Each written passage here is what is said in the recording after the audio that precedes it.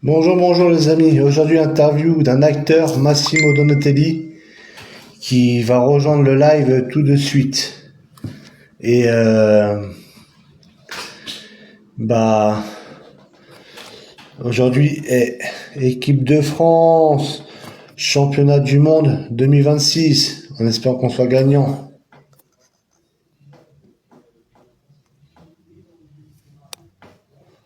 Voilà, j'aime la thé, il n'y a plus qu'à accepter.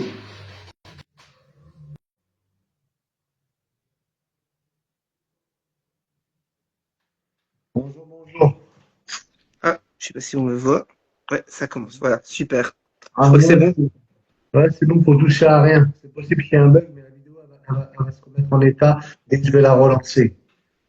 Ok, d'accord, ça marche. Bon, alors présente-toi, Massimo. Ben, Massimo Donatelli, artiste maintenant de à peu près depuis 14 ans, à travers des tournages, cinéma, figuration, cinéma, comédien, aussi niveau théâtre et cinéma. J'ai eu la chance de faire de la figuration. Maintenant, ça fait ma 14e année que je fais de la figuration. Et cette année, j'ai été repéré par une agence qui s'appelle Creati Alsace Abstein, en fait, qui est exactement pas loin de Mulhouse, en fait, et de Mulhouse et en fait de l'Alsace. Voilà, grâce à eux, bah, je vis un peu mon rêve pour l'instant de comédien, d'humoriste, parce que voilà, j'ai écrit une série qu'ils ont su réaliser en fait ma série en fait grâce à mes trucs d'écriture et grâce à Monsieur Michael Ruff, en fait, qui est lui mon agent artistique, en fait, qui essaye vraiment de réaliser mes projets. Et il a écrit une série cette année, en fait, sur la discrimination, en fait, par rapport à la France et la Belgique. Parce que beaucoup d'enfants subissent, en fait, des discriminations, aussi bien scolaires, morales que physiques. Et j'ai un petit rôle dans cette série-ci. Et mon cousin suit l'aventure aussi avec moi. Et on a tous les deux un petit rôle, en fait, dans cette série qui a été écrite par lui. Voilà.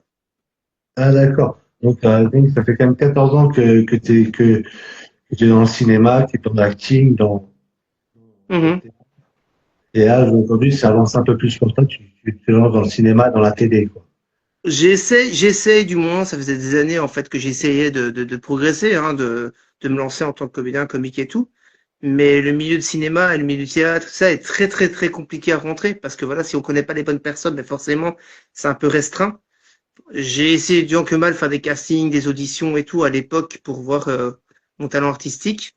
J'ai eu la chance de faire un peu de radio parce que voilà, on m'a donné la chance à une certaine époque de faire un peu des voix et des voix off niveau radio qui du jour au lendemain, j'ai pas eu de nouvelles par rapport à ça. Donc je me suis dit voilà, c'est juste un loisir, c'est pas un métier.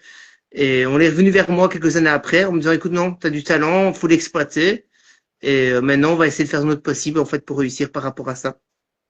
Donc je Ah, remercie énormément les bonnes personnes ici actuellement qui essaient de me lancer par rapport à ma carrière artistique, point de vue cinéma, niveau série et point de vue film. Là, pour l'instant, c'est deux séries. Une que j'ai écrite moi-même et que j'ai mis sur pied pour faire une mini-série. Et l'autre, une série écrite par l'agence, en fait, Creati Alsace, en fait, Abstein, qui est en Alsace exactement. Et qui, voilà, m'a donné la chance, en fait, de pouvoir avoir deux rôles différents par rapport à mon propre personnage que j'ai écrit et par rapport à une série qu'il a écrite sur la discrimination. ah, d'accord. Je vois que toi aussi, Voilà. c'est Et là avec. je fais d'autres tournages aussi, hein. Je fais de la figuration encore. C'est un truc qui me passionne énormément depuis 14 ans maintenant. 13-14 ans que ça me passionne. Ok. Et tu as déjà fait un long métrage?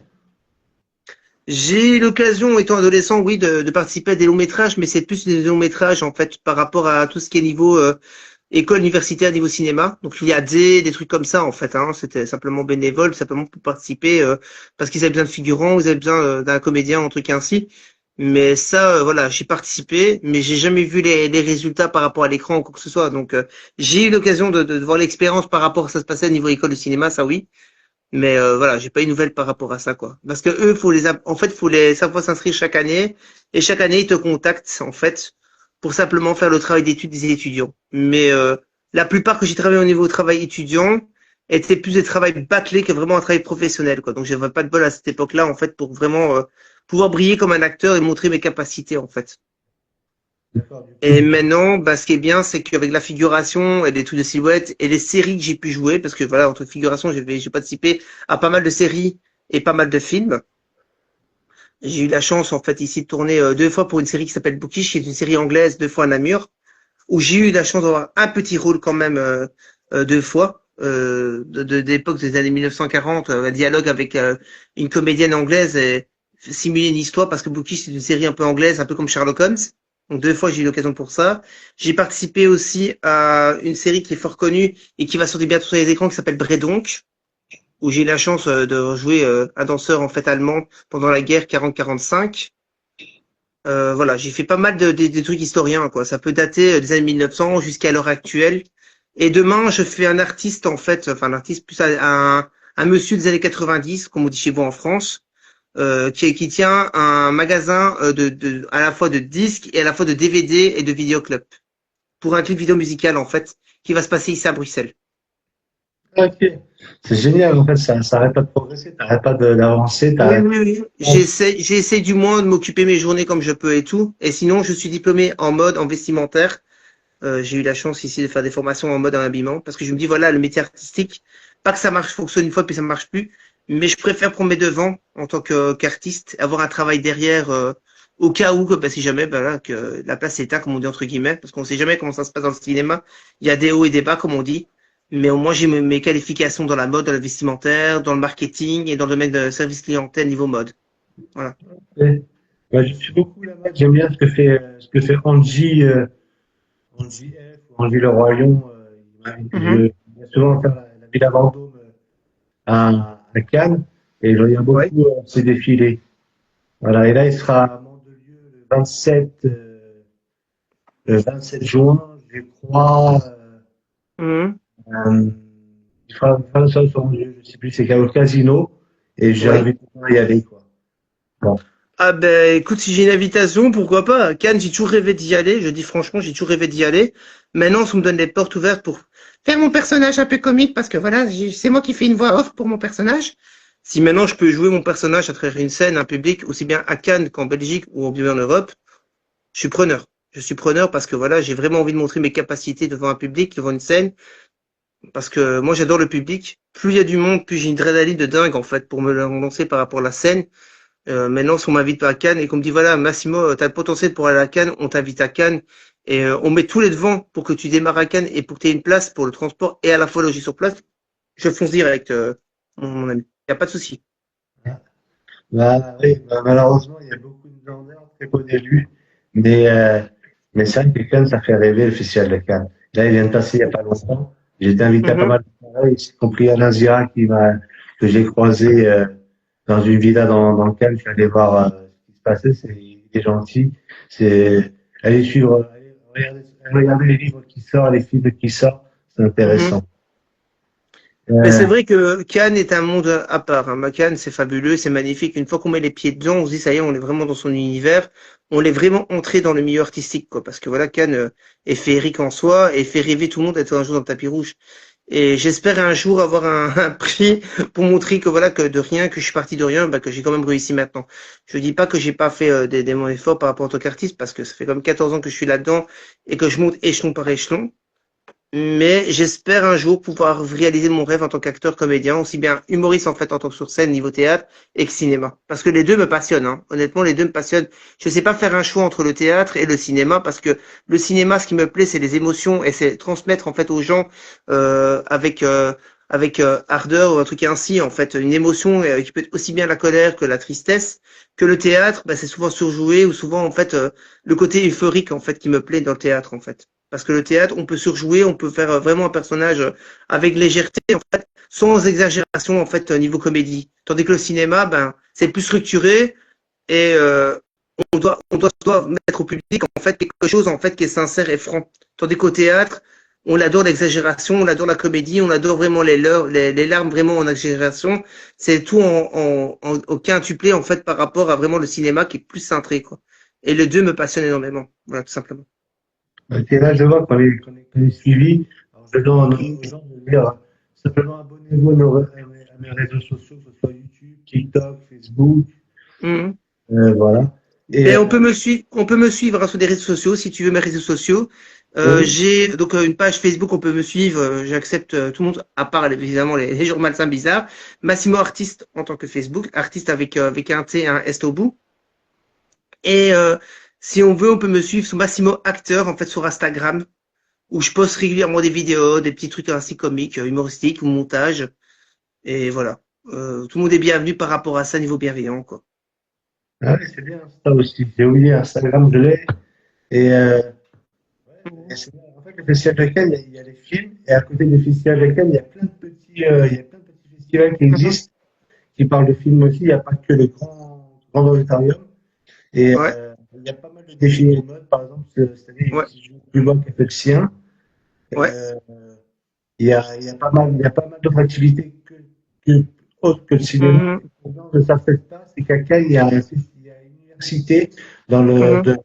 une université pour apprendre les métiers du cinéma à Cannes. Voilà. Donc, je vous dis, si les gens s'intéressent, ils peuvent faire leur étude là-bas. Voilà. Ben moi, ce qui est génial, c'est que je peux être aussi bien devant la scène, devant un écran ou devant la scène, que derrière en tant que costumier, signer les gens. Donc, je suis assez polyvalent par rapport au niveau artistique en fait. Sauf la musique, la chanson, qui est pas du tout mon domaine, je le dis franchement.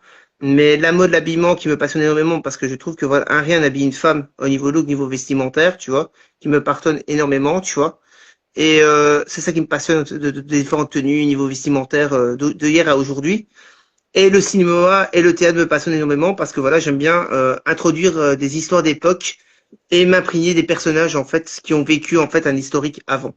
J'ai eu la chance en fait ici cette année de faire un truc historique par rapport avec Mussolini et Hitler en fait, où j'ai fait un assistant de Mussolini en fait à l'époque pendant la guerre en fait 14-18, que j'ai eu la chance de tourner avec pendant l'assistant en fait de Mussolini et tout ça.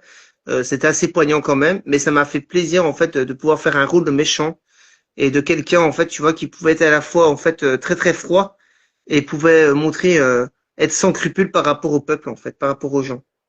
Ah ouais, Maintenant, j'adore jouer dans les films des figurations, des films d'époque. C'est un truc qui me plaît énormément.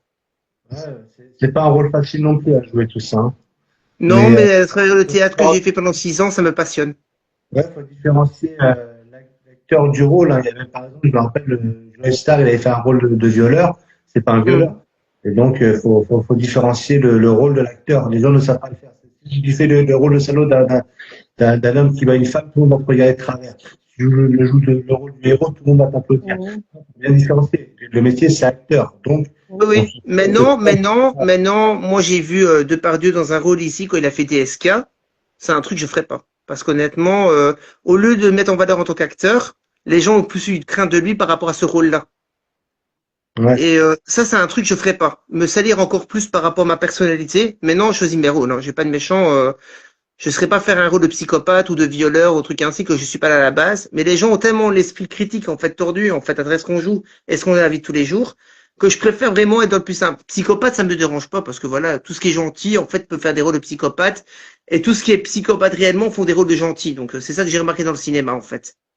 Mais moi, un truc comme DSK, de faire un violeur ou faire une personne en fait vraiment psychorigide ou une personne en fait vraiment malade mentale et tout, et qu'après je sais bien que ça peut jouer sur ma vie, ça je risquerais pas quand même, quoi, parce qu'il y a un minimum quand même de cohérence par rapport à la vie de tous les jours et par rapport à ce que les gens pensent. Donc c'est pour ça que voilà, j'ai des rôles que j'adore faire honnêtement, mais il y a des trucs comme ça, comme DSK et tout, ça je serais pas. Ouais. Mais bon, on fait des films d'époque. C'est compliqué quand on fait des rôles d'Allemands, des rôles de Mussolini. C'est quand même Mhm. compliqué. Après, c'est compliqué. On va pas comparer ces gens-là de Tardieu non plus. Mais c'est vrai que c'est des rôles qui sont compliqués. Il faut différencier l'acting du personnage en fait. Mais c'est vrai Ben, que moi, avant vraiment de jouer ce rôle-là de la personnalité, en fait, ici pour Mussolini, je réponds à ta question, j'ai regardé beaucoup de documentaires. Parce qu'un comédien se doit regarder des documentaires avant pour voir comment ça se passe à l'époque, pour s'imprégner du personnage. Parce que moi, je suis quelqu'un qui adore de temps en temps lire, regarder des documentaires sur la télévision, m'informer en fait de l'époque, comment c'était, comment ces personnages-là, symboliques pour certains, mais mauvais pour d'autres, comment en fait ils voyaient la vision des choses en fait, et comment les personnes qui travaillaient pour eux étaient menées à devenir limite des personnes, en fait, comment expliquer ça, des personnes, des pantins, en fait. Parce que voilà, moi, par rapport à côté de Mussolini, j'étais un pantin, en fait, qui était lié à l'extrême droite, qui était vraiment quelque chose d'assez poignant à l'époque. Et j'ai vu les images d'époque et je me suis dit, voilà, je dois faire ça, ça, ça, je fais pas, ça, je fais, ça, je fais. Et c'est comme ça que directement mon personnage s'est imprégné par rapport à ça. Maintenant, face à l'écran, j'ai hâte de voir ce film, en fait, face à l'écran, voir ce que ça a donné, parce que j'aime bien vraiment tout ce qui est historien, hein, quoi. Donc ici, ce qu'il y a, c'est que ici, c'est pas évident des fois de jouer, d'imprégner des personnages. Mais moi, voilà, j'adore les défis. Je me suis dit, voilà, ici maintenant, ben, pourquoi pas faire des rôles aussi bien méchants, gentils ou psychopathes et tout. Mais il y a certains rôles que voilà, que je suis pas prêt à faire parce que je trouve que c'est un peu tyran. Mais ça m'a fait vraiment plu parce que je me suis dit, c'est quand même quelqu'un qui a quand même marqué l'histoire. Et j'avais vraiment envie de faire partie de l'histoire, en fait, même si c'était assez poignant, tout simplement. Le problème, c'est dans ces films, si on ne trouve pas d'acteurs pour le faire, il n'y a personne pour en parler, donc on a besoin des acteurs. Donc oui, c'est intéressant de le faire. Et oui, on a quand même envie de dire, après ce genre de discours Black Bomber, parce que j'ai en plus mon équipe équipe de France, la casquette, parce que forcément on est pour le championnat du monde 2026, j'aimerais bien qu'ils gagnent. Mhm. Mais c'est poignant ce genre de film. Moi, ça sera poignant. Moi, je sais, j'ai fait plus ou moins du cinéma amateur, des figurants de second rôle, des premiers rôles. Mais amateur, j'ai fait des films d'horreur où j'étais le méchant, ça me plaisait, ça me plaisait. J'ai fait des figurations dans des clips. Et Mhm. forcément, bah, les gens se confondent avec ces gens-là. C'est ça qui est dommage. En fait, il faut différencier le rôle de l'acteur. Nous, on est là pour faire un spectacle. Et en tant qu'acteur, on aime bien jouer un peu tout. On peut jouer les Ouais, amoureux. un acteur se doit, comme on dit, Marco, un acteur se doit en fait d'être polyvalent et de surprendre son public en fait, dans un sens que voilà, il doit avoir plusieurs facettes à son arc. Ouais, c'est ça. Ben, un acteur doit savoir tout jouer, surtout à la base. Mhm. C'est Hein. clair. Et ça, c'est quoi ton acteur préféré? Moi, mon acteur préféré, si c'est américain ou français, parce que j'ai préférence, enfin, je sais dire l'un et l'autre, donc Américain et après français. américain, moi, voilà, il y a un américain, j'en ai trois en fait que j'aime bien. J'adore Robert De Niro pour son côté très franc, très mafiosi en fait, hein, qui avait une palette assez énorme en fait au niveau émotionnel, aussi bien que voyou que quelqu'un très droit dans des pères de famille. J'adore l'acteur aussi, comment il s'appelle celui qui a Adam Sandler, que je trouve que voilà, il est assez polyvalent au niveau politique, et Robbie Williams. Ah, ok, ah, ça change, ça, par contre. Parce qu'Aurélien, c'est pas souvent qu'il vient quand Parce même. que moi je trouve que Robbie Williams niveau américain, il sait faire autant pleurer que rire niveau émotion. Ah oui, ah oui, je vois qui c'est. Ah oui, ah oui, c'est vrai. Et français, j'ai confondu Robin Williams. Non, non, non, Robbie Williams, celui qui a fait Madame Doubtfire. Ouais, j'ai confondu avec un. Et qui a fait aussi le film qui a fait le film aussi Doctor Patch. Ah oui, c'est un grand acteur, en vrai. C'est cher plein de Ouais, fois. ouais, voilà, oui. Et en comédie vraiment hilarique, mais malheureusement on l'a pas donné des rôles assez importants, mais à part de faire le clown, Jim Carrey. Ah, Jim Carrey, c'est un bon acteur aussi, j'aime bien. Et ce qui est J'aime- malheureux, c'est que lui, en fait, on l'a jamais pris au sérieux pour des rôles vraiment sérieux. On l'a toujours pris en fait pour des rôles en fait de comiques ou de clowns, en fait, de personnes en fait complètement délirantes en fait, et que lui demandait que ça, d'avoir des rôles en fait avec émotion pour montrer au public en fait qu'il pouvait faire autant émouvoir que autant faire rire. Et le seul film qu'il a fait, c'est Truman Show, qui avec une émotion de dingue en fait par rapport à quelqu'un qui est enfermé dans sa bulle et qui vit en fait constamment filmé par des caméras et surveillé et épié en fait par sa fausse compagne en fait qui prétend être sa femme. Voilà, ce film m'a un peu touché parce que je me dis, en fait, on est tout le temps manipulé par plus haut que soi, en fait, dans le sens qu'on nous promet du rêve, en fait, et qu'en fait, en échange, ben, on est juste un pantin parmi la société. Et ce film-là m'a fait comprendre beaucoup de choses, en fait, tout simplement, quoi. Et en comédien français que j'adore énormément, j'aime bien, j'adore le comédien, comment s'appelle encore lui, celui qui a fait Les Visiteurs, Jean Reno. J'adore Jean Reno parce que voilà, je trouve qu'il est excellent au niveau polyvalence. Muriel Robin parce qu'elle fait une émotion. Et depuis peu maintenant que je trouve qu'il est excellent au niveau acteur et niveau en fait aussi bien comédie, niveau théâtre et niveau cinéma, Jarry. C'est ça? Jarry. Ah, non, J-A-2-R-Y. Jarry. euh, ouais. Bah, moi, j'avoue que Jean Reno, ça a longtemps été un de mes acteurs préférés aussi. Pour, euh, pour Le Grand Bleu et Léon. C'était des grands rôles, hein. Le Grand Bleu, c'était vraiment un rôle poignant en tout cas, hein. Ben moi il m'a touché dans le cinquième élément. Oui, Ah non, c'est le cinquième élément. Cinquième élément, c'est pas lui. Je confonds. C'est Léon. Léon qui m'a touché. Excusez-moi, je confonds. Le cinquième élément, c'est Bruce Willis. J'ai confondu avec Bruce Willis, ouais. qui était pas mal non plus aussi. Mais il y a tellement d'acteurs qui ont leur particularité que c'est difficile à choisir, hein.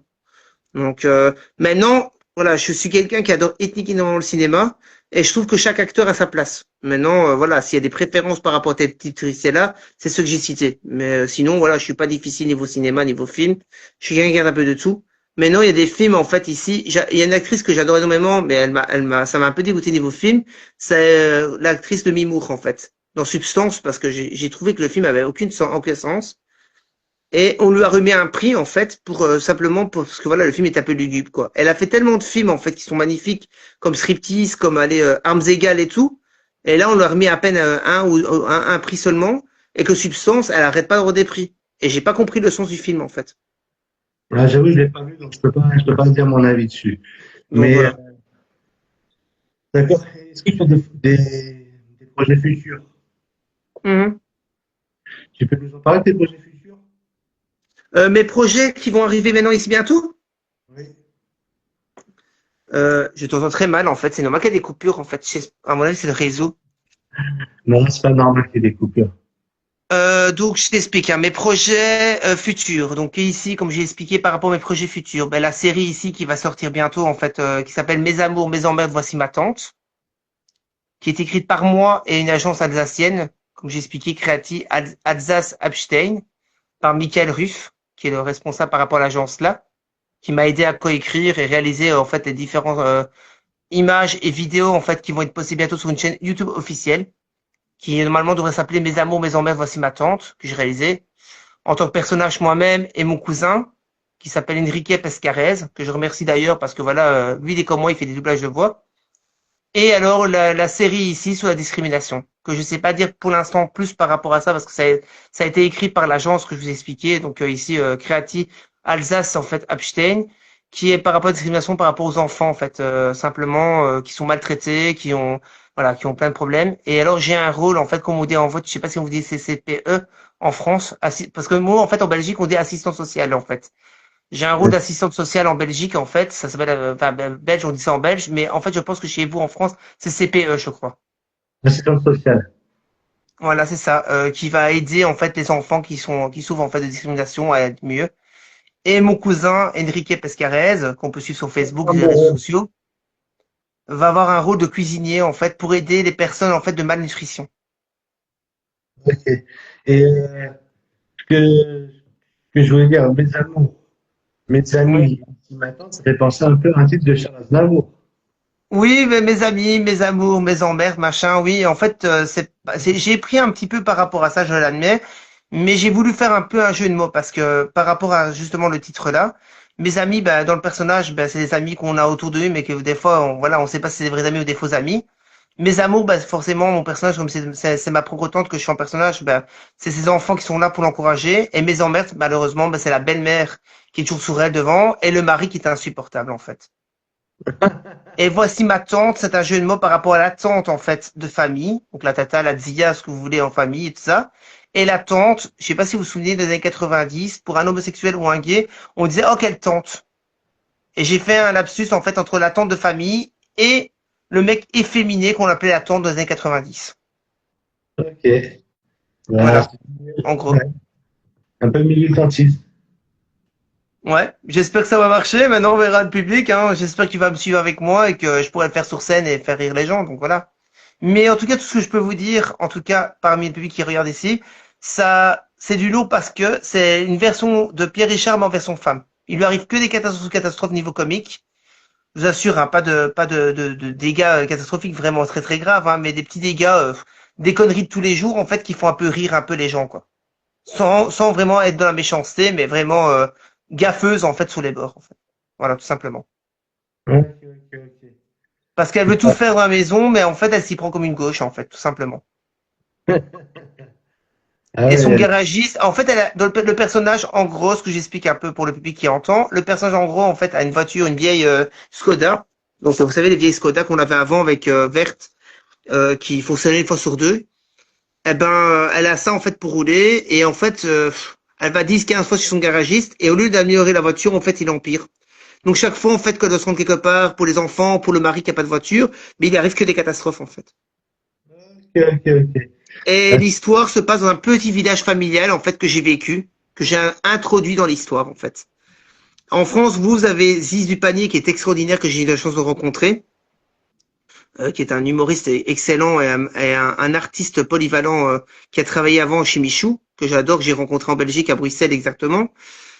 Et alors, en Suisse, on a la grande célèbre Marie-Thérèse Porchet. Et je me suis dit, ben, pourquoi pas créer une tente entre ces deux personnages-là, qui pourrait faire rire les gens, mais une tente, mais un peu extravagante des années 90, et qui a un look un peu atypique, en fait, qui peut faire rire les gens et qui peut montrer un peu une femme qui a aucun goût niveau mode, mais qui essaie d'avoir sa place dans la société, en fait, tout simplement. Ok, ben, c'est pas mal. Encore, en tant qu'assez olympique, on va pas trop en parler. Et j'espère que ma voix comme ça pourra faire vous dire un petit personnage distrait, comme on dit.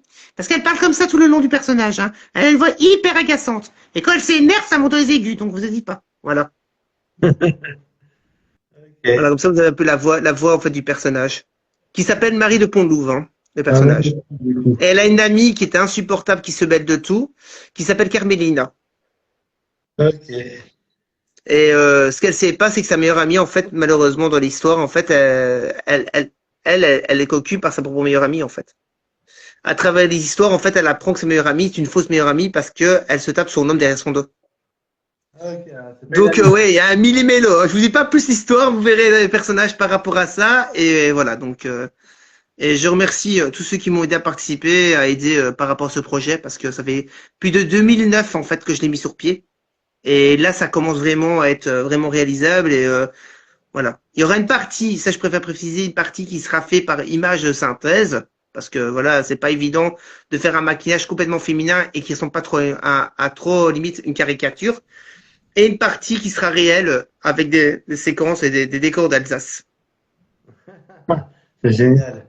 Ah ouais, Mais la c'est voix sera la mienne, hein, sans trucage ni rien, hein, ma propre voix aiguë avec derrière les fourris de son. Tout ce que je peux vous dire, c'est par rapport à la série et tout. Je sais pas si vous connaissez Un gars et une fille, la série. Ben la série Un gars et une fille, en fait, il y a toujours les deux personnages principaux en fait qu'on voit en fait hein, dans Un gars et une fille ou Samantha Oops, et il y a toujours des bruits de fond derrière en fait qui font les personnages. On a voulu faire le même principe en fait avec le personnage en fait pour faire une série atypique avec ce personnage-là, comme Un gars et une fille ou comme scène de ménage en fait, avec des scènes un peu atypiques en fait comiques pour faire rire les gens. ah bah, c'est génial. En même temps, on va rigoler, on va se détendre de temps en temps. Ouais, mais préparez les mouchoirs, tout ce que je peux vous dire. Hein. Voilà, j'espère que j'ai vous expliqué un petit peu mon parcours par rapport à ça et j'espère que ça vous a guidé pour faire un maximum pour en parler un peu à tout le monde et j'espère que les gens vont suivre l'actualité bientôt, avec plaisir en tout cas. Ouais, c'est un bel interview en tout cas. Alors, En tout cas, ça a été un plaisir de faire cette interview avec vous en tout cas. et Et s'ils en voulaient d'autres pour la suite, dans quelques mois, pour voir un peu où ça en est par rapport à ça, ben on peut se recontacter avec mon agent artistique qui vous dira plus par rapport au projet. Parce que là, pour le moment, il est en train de faire de son côté tous les montages, donc je vais pas trop le déranger. Mais quand tout sera peaufiné et sera mis en page, on se contactera tous ensemble et on parlera tous ensemble comment c'est passé par rapport au projet. ok, pas de souci. Ben, sur ce, je voulais te dire, bah, passe de bonnes vacances. Ben écoute, ici, ben, tu pars en vacances cette année en fait, c'est ça? Il n'y a pas vraiment de vacances, passe un bel été plutôt. Va à la plage, amuse-toi bien, bonne soirée. Ben toi aussi en tout cas. Mais là je suis chez moi. Hein. C'est pas les vacances, c'est chez moi en fait. Hein. C'est mon appartement donc voilà. Mais de toute façon je retourne en Alsace ici pour la suite. Donc ça je t'informerai sans problème la suite comment ça se passe. Ok, pas de souci. Ciao, Prends soin ciao. de toi. Au revoir. Gros bisous. Au revoir. Tu raccroches ou je raccroche? Ah.